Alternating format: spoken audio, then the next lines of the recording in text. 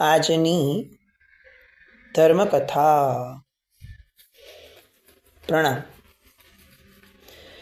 જીવનનો મહત્તમ ભાગ જે કર્મના આધારે નક્કી થાય છે એવા અંતરાય કર્મો.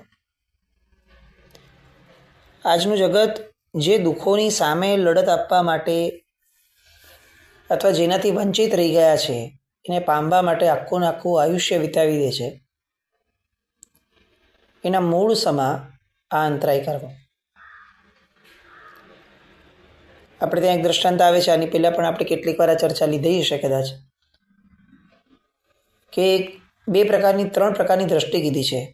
એક શ્વાન દ્રષ્ટિ છે, એક સિંહ દ્રષ્ટિ છે અને એક સુગ્ન દ્રષ્ટિ છે.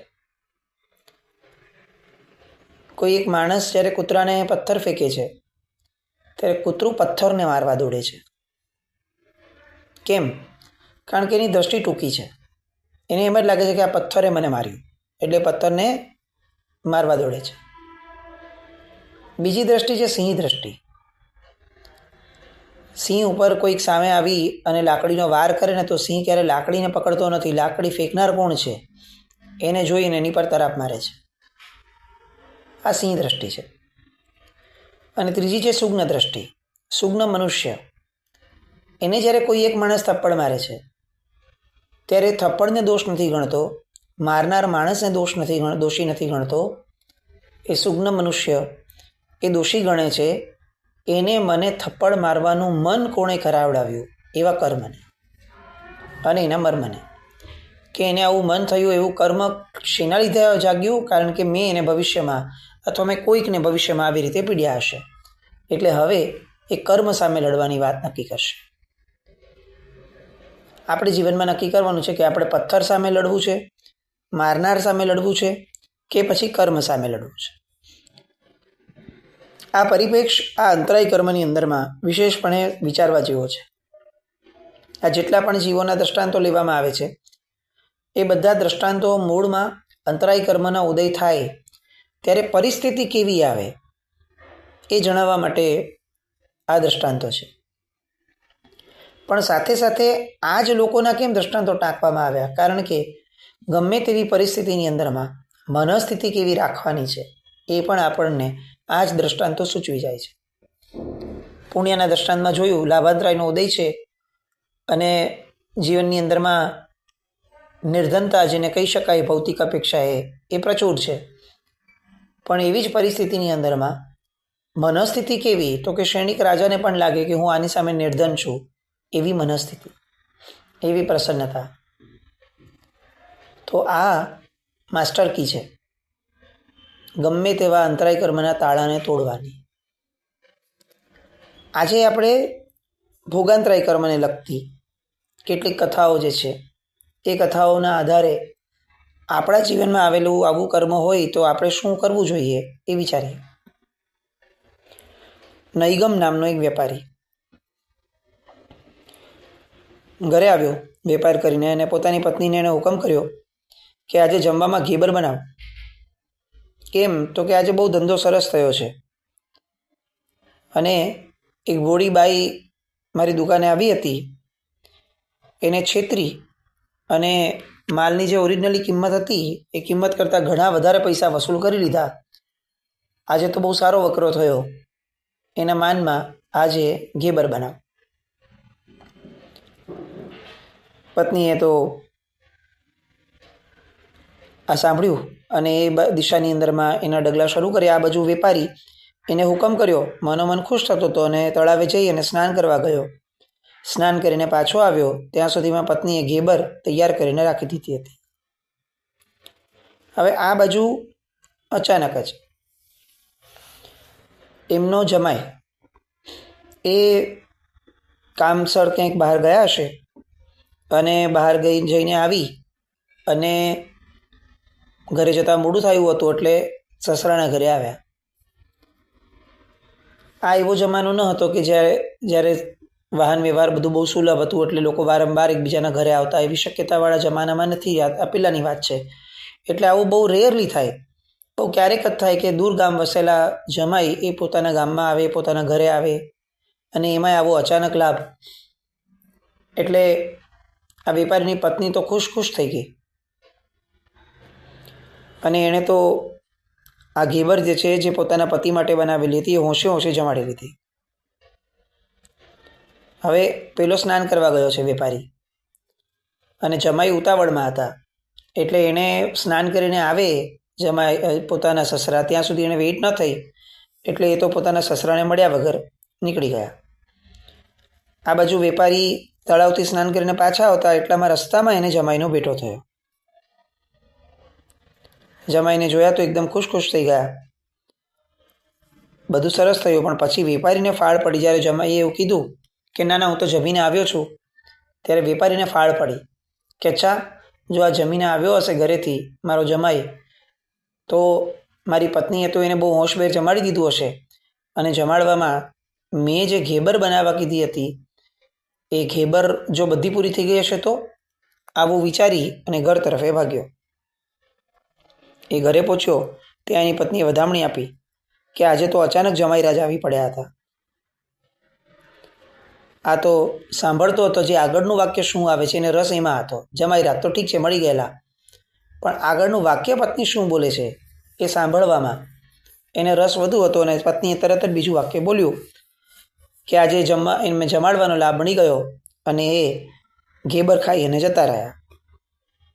વેપારીનું મોં તો ઉતરી ગયું. ધીરેકથી કહ્યું કે મને સામે મળ્યો મારો બેટો ઘેબર ઝાપટી અને મલકાતો જતો હતો. એનો આનંદ જોઈ અને ત્યારે જ મને એમ થયું કે મારા ભાગે આજે તો રોજની જેમ રોટલી શાક જ આવવાના, ઘેબર નહીં જ મળે. અને પત્નીએ પણ કહ્યું કે જમાઈ આવ્યો હોય અને આપણે ઘેબર, તમે આ કીધું તો એ બહુ સારું થયું, જમાઈ આવ્યા અને આપણને ઘેબરનો લાભ મળી ગયો. પત્નીની વિચારસરણી અલગ દિશામાં જાય છે, પણ જેને કોકને છેતરીને અંતરાય ઊભું કર્યું હતું અને પૂર્વનું અંતરાય કર્મ જેને ઉદયમાં હતું એવો વેપારી એ દિવસે જ્યારે રોટલી શાક ખાય, આમ તો રોજ ખાતો હશે, પણ એ દિવસે જ્યારે રોટલી શાક ખાય ત્યારે એને કેટલું આકરું લાગતું હોય એની કલ્પના કરવા અહીંયા પંડિત વીર વિજયજી મહારાજ સાહેબ આપણને કહે છે. અંતરાય કર્મનો ઉદય હોય ત્યારે પરિસ્થિતિ આવી થાય. પોતાની જ માટે બનાવેલી ઘેબર અચાનક આવેલા જમાઈ એ પોતાના પેટમાં ધરબાવી અને વયા જાય. દ્રષ્ટાંત નાનકડું છે, પણ આ દ્રષ્ટાંતનો વિસ્તાર ઘણો મોટો છે. આપણા જીવનમાં આવું ઢગલાબંધ વાર થતું હોય. જે આપણા હકનું છે, જેની માટે આપણે ઈચ્છા કરી છે, જેની આપણી અનુકૂળતા છે, એવી ઢગલાબંધ વસ્તુઓ પણ આપણે એનો ભોગ નથી કરી શકતા.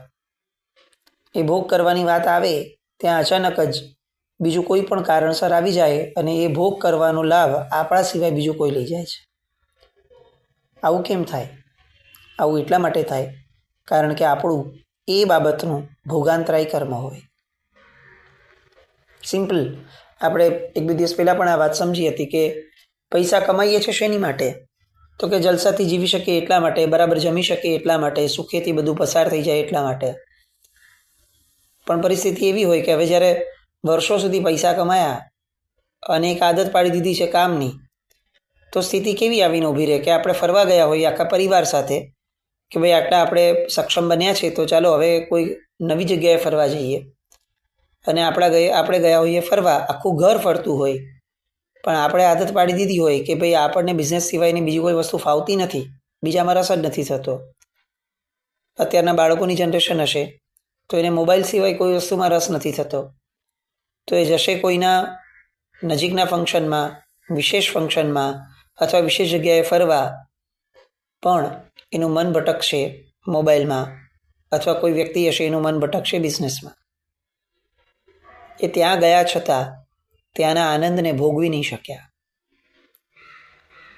પુરુષો માટે તો એવું કહી શકાય કે આખી જિંદગી એ ઢસરડા કરે છે જ એટલા માટે કે સુખ ભોગવી શકે, પણ જ્યારે સુખ ભોગવવાની પળો આવે છે ત્યારે અચાનકથી એવા ફોન આવી જાય, અચાનકથી એવી પડોજણો આવી જાય, અચાનકથી પોતાનું મન પલટાઈ જાય, આવું બધું કંઈ પણ અચાનક થઈ જાય અને એ પોતે એ ભોગવવાના લાભથી વંચિત રહી જાય બાય એની રીઝન. આ છે ભોગાંતરાય કર્મ. આપણી અનુકૂળતા છે, આપણો હક છે, અને છતાંય આપણે ભોગવી ન શકીએ. ગોતવા બેસશું ને તો જીવનમાં આવા 500 પ્રસંગો મળશે આપણને. પણ એ દરેક પ્રસંગોમાં આપણે વાંક હંમેશા પરિસ્થિતિનો કાઢીએ છીએ કે ભાઈ આ માણસે જોને હેરાન કરી દીધા, અચાનક છેલ્લી ઘડીએ આ માણસ આવ્યો નહીં અને એના કારણે મારે બહારગામથી આ બધું મેનેજ કરવું પડ્યું. વાંક કોનો? તો કે માણસનો. અને એ સમયે આપણે આ 3 દ્રષ્ટિઓમાં પોતાની સેલ્ફને મૂકવી પડે. મારી દ્રષ્ટિ કઈ? શ્વાન દ્રષ્ટિ, સિંહ દ્રષ્ટિ કે સુગ્ન દ્રષ્ટિ? આપણો અપ્રોચ શું છે? આપણે વસ્તુઓ ભોગવી નથી શકતા એનું મૂળ કારણ પરિસ્થિતિ છે? આવી પરિસ્થિતિનું સર્જન કરનાર વ્યક્તિ છે? કે પછી એ વ્યક્તિને આવી મતિ સુજાડનાર આપણું પોતાનું ભોગાંતરાય કર્મ છે? આ વિચારણામાં આપણે આપણને રેટિંગ આપી શકીએ કે આપણી દ્રષ્ટિ શ્વાન જેવી છે, સિંહ જેવી છે કે સુગ્ન વ્યક્તિ જેવી છે. અને આ મનુષ્ય જીવન મળ્યું છે જેટલા માટે કે આપણે શ્વાન દ્રષ્ટિ કે સિંહ દ્રષ્ટિમાંથી ઉપર ઉઠીએ અને સુગ્ન વ્યક્તિની દ્રષ્ટિમાં આપણે પોતાની જાતને સેટ કરી શકીએ. આ નૈગમ વેપારીનું દ્રષ્ટાંત. એ પછીથી આવા અંતરાય કર્મો જીવનમાં હજી કેટલું હેરાન કરી શકે? આપણા મને ઘણાનો પ્રશ્ન હોય કે મારે કેટલું સહન કરવાનું? તો આ કેટલું સહન કરવાનું એનો જવાબ જે છે ને એ આવા દ્રષ્ટાંતોને યાદ કરવાથી આપણને મળી શકશે. એવું એક દ્રષ્ટાંત ભીમસેન રાજાનો છે. શ્રાવસ્તી નગરીના રાજા વજ્રસેન અને રાણી સુભદ્રા, એનો પુત્ર ભીમસેન. સ્વભાવથી જ અળવિત્રો. કંઈ પણ કઈ જગ્યાએ જવાનું થયું હોય, કોઈ કાર્ય હોય, જ્યાં જાય ત્યાં રાજ્યના લોકોને એ વિના કારણે પરેશાન કરતો. રસ્તે જતી સ્ત્રીઓની છેડતી કરે, ક્યારેક કોઈ પાસેથી પૈસા પડાવી લે, ક્યારેક કોઈ સાથે મારામારી પર ઉતરી આવે, પોતાના સૈનિકોને આજ્ઞા કરીને કોઈને જાણી કરીને હેરાન કરે. આવું બધું આ વિચિત્ર એના જીવનમાં એ કરી રાખે. એટલે રાજાનો પુત્ર હોય, સહન કરવું જ પડે. લોકો એની દાદાગીરી સહન કરતા હોય, પણ આખી પ્રજાને એની માટે અણગમો સખત થઈ ગયો. આમને આમ દિવસો વધતા ગયા. એવી જ રીતે આ ભીમસેનનો ત્રાસ પણ વધતો ગયો. નગરના કેટલાક શાણા લોકો ભેગા થયા અને હવે આ મર્યાદા વટાવી રહ્યો છે ભીમસેન એવું બધાએ વિચારી અને કેટલાક લોકો એ વજ્રસેન રાજાની પાસે ડરતા ભલે પણ વજ્રસેન રાજા પાસે ગયા અને આ ભીમસેનની કરતૂતો જે છે ઘણી બધી એની ફરિયાદો કરી. વજ્રસેન રાજાને અત્યાર સુધી એક પણ વસ્તુની ખબર જ નહોતી. જ્યારે જાણ્યું કે પોતાનો દીકરો આવા કાળા કૃત્યો કરે છે, એને જાણીને બહુ દુઃખ થયું. એને લોકોને આશ્વાસન આપ્યું કે તમે ડરો નહીં, આવી કંઈ પણ વાત હોય તો ચોક્કસ તમે મને જણાવતા રહેજો અને હું ચોક્કસ આ બાબતની અંદરમાં ભીમસેન સાથે વાત કરી અને કંઈક ઘટતું કરવાનો પ્રયત્ન કરીશ. એ લોકોને પાછા મોકલ્યા અને વજ્રસેને ભીમસેનને બોલાવ્યો, ઠપકો આપ્યો, બધી વાતો સમજાવી અને કહ્યું કે બેટા, આપણું કામ પ્રજાની રખેવાળી કરવાનું છે.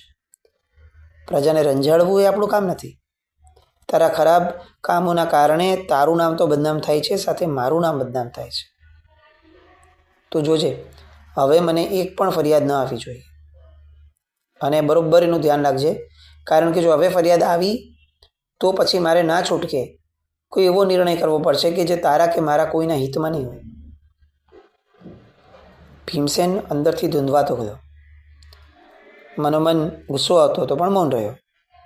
પોતાના ખરાબ દોસ્તોને કામે લગાડ્યા અને પિતા પાસે કોણે ફરિયાદ કરી હતી એ લોકોના નામો એને ગોતવાના શરૂ કરાવડાવ્યા. નામો મળ્યા. જેટલા વ્યક્તિઓ આવ્યા હતા ઘરે રાજમહેલમાં, એ બધાના ઘરમાં જઈ અને એણે તોફાન મચાવી દીધું. આજ પછી મારી વિરુદ્ધ ફરિયાદ કરી છે કોઈએ તો તમારા લોકોને જીવવું હરામ કરી નાખીશ. આવી ધાક એણે નગરની અંદરમાં બેસાડી. ફરિયાદીઓ જે આવ્યા હતા એ બધાના ઘરમાં તોડફોડ કરી. એ બધાના દ્વારા લોકોને સમજાવીને ધમકાવી દીધું કે જો આવા હાલ કરીશ કોઈએ પણ ફરિયાદ કરી છે તો. આ મનસ્થિતિ આપણી નથી ને, એ પણ ચકાસવો રહ્યો. આપણને એમ લાગે કે આપણે આવા કોઈ તોફાન નથી કરતા, વાત સાચી છે. એટલી તો સજ્જનતા આપણામાં છે કે આપણે કોઈ આવા તોફાન નથી કરતા, પણ આપણે અણગમો ઊભો કરીએ છીએ ને, એ જોવા જેવું રહે. કોઈ આપણા ભલા માટે, આપણી ખોટી વાતો માટે આપણને ઠપકો આપે, હિત બુદ્ધિથી આપે, અને આપણે એને સામો જવાબ આપીએ, આપણે એના પ્રત્યે એક અણગમો ઊભો કરીએ. આપણી આ નબળી વાત જેણે ક્ષતિ કરી છે એ માણસને સમય આવીએ, તક મળતા એને બરોબર હું જોઈ લઈશ, આપણો નિર્ધાર કરીએ, ત્યારે આપણે આ ભીમસેન જેવા જ થઈએ છીએ. અને ભીમસેનનું જે વર્તમાન હતું એના કારણે ભીમસેનનું જે ભવિષ્ય થવાનું છે એ ભવિષ્યની વાતો સાંભળવાની જ એટલા માટે છે કે આપણે એ સમય એવું વિચારીએ કે જો આવું કરનાર ભીમસેનના આ હાલ હવાલ થયા હતા તો આપણા પણ આવા જ થશે. ભીમસેને ધાક તો બેસાડી દીધી, પણ આ જે પણ એને ગુંડાગર્દી કરી લોકો ફરિયાદીઓના ઘરમાં જઈને, એ બધાની માહિતી રાજાને પણ મળી ગઈ. કારણ કે જેમ એણે પોતાના મિત્રોને મૂક્યા હતા ગોતવા માટે, એમ રાજાએ પણ હવે આ ભીમસેન કુમાર શું કરે છે જાણવા માટે પોતાના ગુપ્તચરોને એની પાછળ રાખ્યા હતા. અને જેવા સમાચાર મળ્યા કે ભીમસેને આ દુષ્કૃત કર્યું છે એટલે તરત જ એણે પોતાના દીકરાને જેલમાં રવાના કરી દીધો. રાજકુમાર છે, પોતાનો સગ્ગો દીકરો છે, પણ તેમ છતાં રાજ્ય માટે એ હાનિ કરતા છે તો એ કોઈ પણ હિસાબે ન ચાલે. જેમ સામાન્ય માણસ આવો ગુનો કરત તો એને શું ફળ મળત, શું સજા મળત? જેલની સજા મળત, તો આને પણ એ જ મળશે. જેલમાં મોકલી દીધો. પણ હવે આ ભીમસેન બુરાયો થયો હતો. એ કંઈક એવું કર્મ લઈને આવ્યો હશે, એ કંઈક એવું સ્વભાવ લઈને આવ્યો હશે, એ કંઈક એવું લઈને આવ્યો હતો કે જેના કારણે એનો અહંકાર, એની આ નબળી વૃત્તિ એ જમ્પ નથી લેતી, એ વધતી જ જતી હતી, અટકવાનું નામ જ નથી લેતી. થોડો સમય, થોડા દિવસો ગયા અને ભીમસેન એણે જેલના જે કેદીઓ હતા એ લોકોને સાથે મળી અને કાવતરું રચી અને પોતે જેલ તોડી અને બહાર આવી ગયો. લોકોમાં હાહાકાર મચી ગયો. રાજકુમાર જેલ તોડીને ભાગી ગયા, ક્યાં ગયા હશે, હવે શું કરશે? આવી બધી ચર્ચાઓ એ જોર પકડે પહેલાં જ ભીમસેને પોતાના એ જ નબળા મિત્રો એની સાથે બધું સેટ કર્યું અને પોતાને જેણે જેલમાં નાખ્યો હતો એવા પોતાના સગ્ગા પિતાનું એણે ખૂન કરી નાખ્યું, પોતાની માતાનું ખૂન કરી નાખ્યું અને અંતે પોતે રાજગાદી ઉપર બેસી ગયો. આ કર્મનો ઉદય ગણવો કે પછી એની મનસ્થિતિનો ઉદય ગણવો નબળી, એ વિચાર આપણે કરવાનો. કારણ કે કર્મના ઉદયે પણ કેટલીક પરિસ્થિતિઓ ક્ષમ્ય નથી થતી. કેટલીક વૃત્તિઓ જ્યાં સુધી મનમાં ઘર નથી કરી ગઈ હોતી ત્યાં સુધી કર્મનો ઉદય એ એક્ઝિક્યુટ નથી થઈ શકતો. ભીમસેનની નબળી વૃત્તિઓ એ હવે તો સત્તાની સાથે ભેગી થઈ પોતે સર્વે સર્વા બન્યો. એટલે શું થયું હતું કે હવે પ્રજા ઉપર કાળો કેર વિતાવવાનો શરૂ થયો. કેટલા બધા લોકો દેશ છોડીને ભાગવા માંડ્યા. અતિને ગતિ ન થાય એટલે એના ભયાવહ શાસનથી દૂર થઈ અને વજ્રસેન રાજાના સામંતો અને વફાદાર મંત્રીઓએ ભેગા થઈ એને ગાદી ઉપરથી ઉઠાડી મૂક્યો, તડીપાર કર્યો અને એનો નાનો ભાઈ જીન વલ્લભ એને રાજગાદીએ બેસાડ્યો. સામંતો વગેરે સશસ્ત્ર બળવો જેને કહી શકાય એવું બધું કરી અને આ આખી વસ્તુઓનો નિવેડો લાવવાનો એમણે આ પ્રયત્ન કર્યો. આ બાજુ જેને તડીપાર કર્યો હતો ભીમસેનને, એણે નગરની આઉટસ્કર્ટમાં એટલે થોડો બહાર રહેતા એવા એક માળી, એ માળીએ એને આશરો આપ્યો. પણ ભીમસેનથી કેટલીક વસ્તુઓ સહન નહોતી થતી. એને પૈસા જોઈતા હતા, દ્રવ્ય જોઈતું હતું કે હવે હું આ સામંતોને ફરીથી એ લોકોની સામે યુદ્ધ કરીને હરાવું એની માટે મને દ્રવ્યો જોઈશે, પૈસા જોઈશે. જે માળીએ એને આશરો આપ્યો હતો એ જ માળીના ઘરમાં એણે ચોરી કરી પણ ભાગ્ય સાથ નહોતું આપતું. ચોરી કરતાં પકડાઈ ગયો એટલે માળીએ એને ઘરમાંથી ભગાડી દીધો. એક જ જગ્યાએ આશરો મળ્યો હતો, ત્યાંથી એ આ પોતાના દુર્ગુણોના કારણે રવાના થયો. આગળ ગયો. આગળ જતાં એક વેપારી મળ્યો એને. એ વેપારી પોતાનું વાહન લઈને પરદેશ જઈ રહ્યો હતો. ભીમસેનને એણે કીધું, ઓળખતો તો ન હતો, પણ એમ લાગ્યું કે કોઈ યુવાન છે અને કામની જરૂર છે. એટલે ભીમસેનને કહ્યું કે હાલ તારે આવું તો મારી સાથે પરદેશ લઈ જાઓ, અને વાહનમાં બેસાડ્યો. ભાગ્ય હજી કેટલા ચક્રાવા ચડાવે છે, અંતરાયો કેટલી હદ સુધી જીવને અસ્થિર બનાવે છે, એની આ કથા, એની વાતો માટે આવતીકાલે ફરીથી મળશું. જીના આજ્ઞા વિરુદ્ધ કંઈ પણ બોલાય તો ઈચ્છામિ દુક્કડમ. જૈનમ જયતિ શાસન.